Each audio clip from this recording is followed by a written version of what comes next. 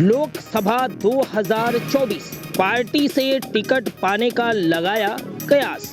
Lok Sabha seat 72 Ballia से रामकृष्ण उपाध्याय लड़ सकते हैं चुनाव, किया बड़ा दावा। Report Rajesh Mishra, Purvanchal press. खबर बलिया से है, जहां लोकसभा चुनाव की तारीख नजदीक आते ही कई नेता टिकट पाने के कयास में कतार में खड़े हैं। इसी बीच बलिया 72 लोकसभा से रामकृष्ण उपाध्याय ने कहा कि अगर संघ और संगठन ने चाहा तो चुनाव बीजेपी के सिंबल पर ही लड़ूंगा। वहीं उन्होंने बताया कि बलिया में शिक्षा और स्वास्थ्य की सुविधा न होने की वजह से यहाँ के लोग परेशान रहते हैं। अगर जनता ने मौका दिया और मैं सांसद बना तो सभी समस्याओं से निजात दिलाऊंगा, जिसके बाद बलिया की जनता को मऊ बनारस नहीं जाना पड़ेगा। वहीं उन्होंने कहा कि अगर बलिया की जनता मुझे सांसद बनाती है तो मैं यहां पर हवाई अड्डा से लेकर इंजीनियरिंग कॉलेज भी मुहैया कराऊंगा। आइए सुनते हैं और क्या कुछ कहा। ऐसी तमाम छोटी और बड़ी खबरों के लिए बने रहे हमारे साथ। आप देख रहे पूर्वांचल प्रेस, मैं हूं राजेश मिश्रा। धन्यवाद। सर, 72 लोकसभा का चुनाव जो है नजदीक आ चुका है। आप संघ से जुड़े हुए हैं, आरएसएस के पुराने कार्यकर्ता हैं और आपने भी प्रबल दावेदारी किया हुआ है। अगर संघ ने, संगठन ने आपको मौका दिया तो क्या आप भी चुनाव लड़ेंगे, और अगर लड़ेंगे तो किन मुद्दों पे लड़ेंगे? संघ अगर अवसर देगा, संघ तो नहीं अवसर, तो संघ का मैं स्वयंसेवक हूँ। संघ व्यक्ति निर्माण करता है, व्यक्ति निर्माण करके जो जिस योग्य रहता है उस क्षेत्र में वो भेजने की कोशिश करता है, ताकि उस क्षेत्र में निर्मित बन सके, समाज बन सके, राष्ट्र बन सके।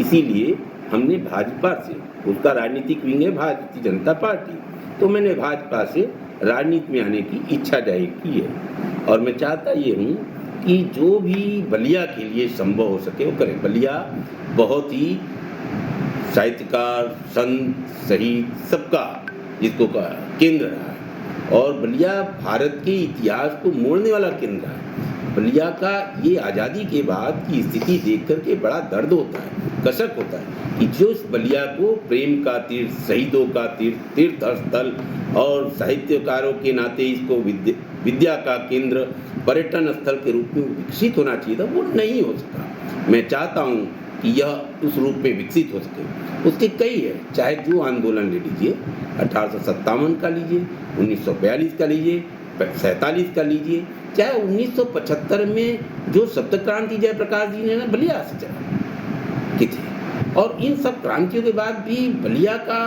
विकास नहीं हो सका। बलिया का विकास, इसका बहुत इतिहास में इसका इतना नाम रहा है, तो इसको पुनः गौरव दिलाना मेरा अपना धर्म है, मेरा अपना कर्तव्य रखता है। मैं 35 साल से ज़्यादा वर्षों से यहाँ पर संघ के विभिन्न दायित्वों, अनुषांगिक संगठनों में काम किया हूँ।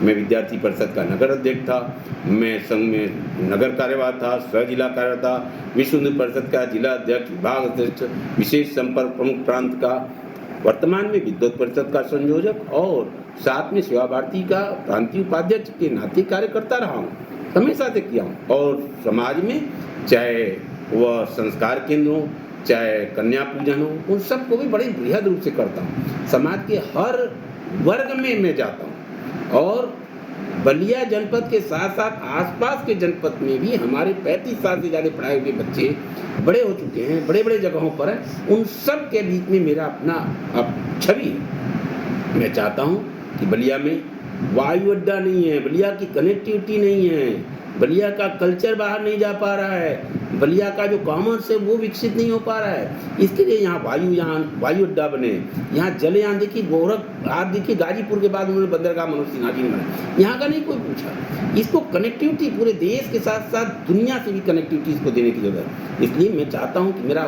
ये लक्ष्य है कि यहाँ पर वायु अड्डा बन सके। यहाँ पर बच्चे पढ़ने के लिए यहाँ के दूर जाने के लिए विवश होते हैं, जो नहीं जा पाते उनकी मेधा कुंठित हो जाती है। इसलिए यहाँ उच्च शिक्षा का केंद्र हो सके, चिकित्सीय शिक्षा का एक केंद्र बने। यहाँ कोई मेडिकल कॉलेज नहीं है, देखिए यहाँ कोई गवर्नमेंट इंजीनियरिंग कॉलेज नहीं। मेरा तो आंदोलन होगा इस प्रकार का, मेरा ये इच्छा होगा कि यहाँ ऐसा कर सकते। आप और आज शेयर करेंगे, बलिया में बनती है बिजली, इब्राहिम पट्टी के पास जाइए, बलिया रहता अंधेरे में। मेरा तो ये भी लग रहा है कि बलिया का अगर 1% 0.1% वहाँ से बिजली दिया जाए, बलिया रोशन हो जाए। किसी भी क्षेत्र के विकास के लिए दो चीजें बहुत जरूरी थी, एक ऊर्जा, दूसरा कनेक्टिविटी।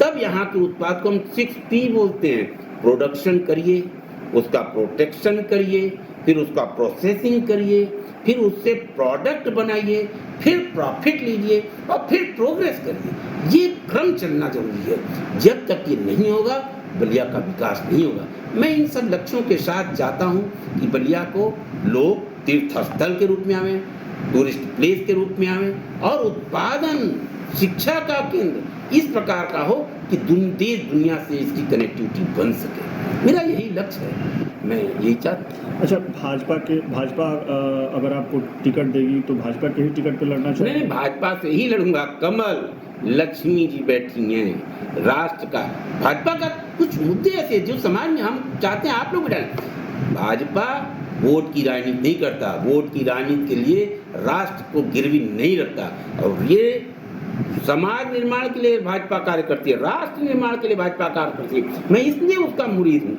मैं इसलिए उसका स्वयंसेवक होने के नाते मेरे कूट कर मुझ में भरा है कि राष्ट्र निर्माण के लिए मेरे अगर बलिदान हो जाए तो मैं तो ये करता हूँ कि करो बलिया के लिए ऐसा, लोग करना चाहे आपके जैसा।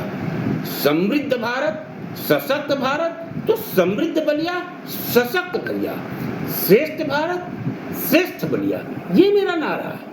मैं ये चाहता हूँ समृद्ध बलिया जब तक नहीं होगा, यहाँ का नागरिक कैसे होगा? यहाँ जब तक सुविधाएं नहीं आएंगी तब तक होगा। यहाँ के लोगों को कहना नहीं चाहिए, यहाँ के जनप्रतिनिधि हुए जरूर, होते भी रहे, भविष्य में भी होते रहेंगे। लेकिन बलिया का दुर्भाग्य है कि लोगों ने अपने पर निगाह डाला। बलिया जिसने उनको कहते जो सबसे बड़ा है, किसी के कंधे पर खड़ा है। बलिया से लोग प्रतिनिधि होके चाहे विधानसभा में गए, चाहे लोकसभा में गए, खूब किए, किसके लेके ये हाथ कंगन को वारसी का, पढ़े लिखे को फारसी का। आपसे ज्यादा कौन जानता है? आप लोग जमीनी हकीकत को जनता के सामने लाइए। और बलिया से मैं चाहता हूँ कि अगर ऐसा मौका मिलता है तो कोई बलिया का हर जनता, 72 लोकसभा क्षेत्र का जनता जब महसूस करे कि हम सांसद हैं, तब सांसद का सांसद होना सार्थक है अथवा निरर्थक। सांसद के यहाँ लाइन लगाने की क्या जरूरत है?